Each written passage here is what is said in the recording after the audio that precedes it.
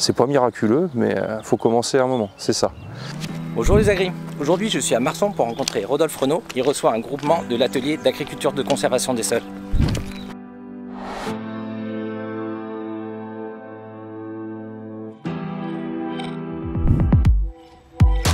Ah bah la vie du sol avant la ferraille en fait, je sais pas trop comment dire ça, mais ça faisait un petit moment que je regardais ça de loin, même n'étant pas équipé. Et puis à un moment j'ai sauté le pas, j'ai dit j'ai fait une formation PCAE, j'ai acheté un semoir et puis je me suis lancé là-dessus. Et je pense qu'il faut y aller en fait à fond. Faut pas se poser de questions parce que clairement c'est ce qu'on nous a dit à plusieurs reprises.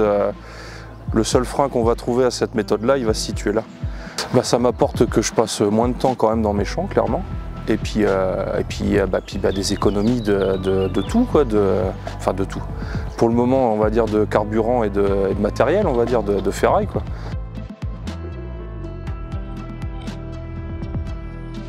Plein de choses à explorer et on en est sûrement qu'aux prémices en fait, quoi. À mon échelle du moins, il y a sûrement des gens qui sont plus avancés que moi, hein, mais ouais. Et je trouve ça hyper intéressant, c'est vraiment une totale remise en question de l'agriculture où on retourne la terre pour semer du blé, pour l'exemple.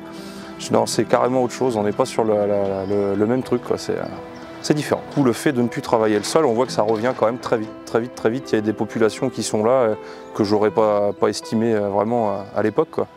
Et tout ce qu'on voit pas. Ça tend aussi à améliorer les réserves utiles des parcelles et la disponibilité en eau tout au long du cycle. C'est pas miraculeux, mais faut commencer à un moment, c'est ça. Ça sert à échanger, ouais, c'est de l'échange, donc on se réunit, il y a des choses à faire et d'autres à pas faire et c'est bien de le savoir.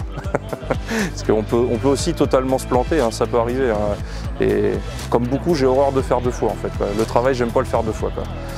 J'ai une parcelle d'essai avec la Chambre d'agriculture sur différentes modalités de fertilisation du blé. Je ne vais pas rentrer dans le détail, mais plusieurs modalités, on va dire. Et du coup, comme il y a la parcelle qui est là, il a dit on fait ça ici, donc voilà.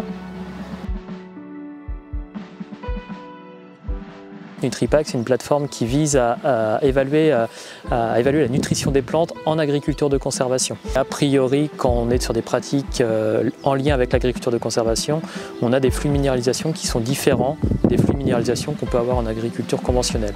C'est tout l'objectif de cette plateforme Nutripac, c'est d'essayer de voir, essayer d'avoir des références et de pouvoir répondre à des questions justement par rapport à cette vitesse de minéralisation en fonction du travail du sol ou du non-travail du sol. C'est un fond de labour, le plus récent plutôt, qui est à peu près à 20 cm. Donc on a une limite ici, qu'on retrouve ici. Celle sur laquelle on est aujourd'hui, qui est conduite en agriculture de conservation typée polyculture élevage. Dans des contextes où tout pousse bien, on va dire où la minéralisation est bonne dans n'importe quelle condition, on ne voit pas vraiment de résultats. Dans des contextes comme cette année où plus complexes, on pressent que l'engrais localisé apporte plus de biomasse à la culture. Alors qui dit plus de biomasse ne dit pas forcément plus de rendement. Donc ça va être tout l'enjeu de cette plateforme-là, de voir s'il y a un gain de rendement à la fin ou pas qui permette de répercuter aussi le coût de l'engrais localisé qui a été apporté au SMI de façon à ce que la marge soit aussi bonne. De terre peuvent survivre à des conditions. Une année comme ça où on a vraiment pris beaucoup d'eau depuis l'automne, y a des gens qui labourent et qui voient que là c'est fini, ça peut plus, ça marche pas. Avec autant d'eau, ça ne marche pas. Et du coup, non, tout le monde ne pourra pas être convaincu de ça, c'est pas possible. Alors j'essaye, hein, je partage mon expérience, mais il y en a, ils veulent pas l'entendre, ils l'entendront pas, c'est pas possible. Tout dépend comment on voit les choses, hein. Moi je suis pas écolo dans l'âme, mais malgré tout, ça tend un peu vers ça et puis qu'on essaye de laisser une planète en état à nos enfants quand même, je pense, ça me semble important.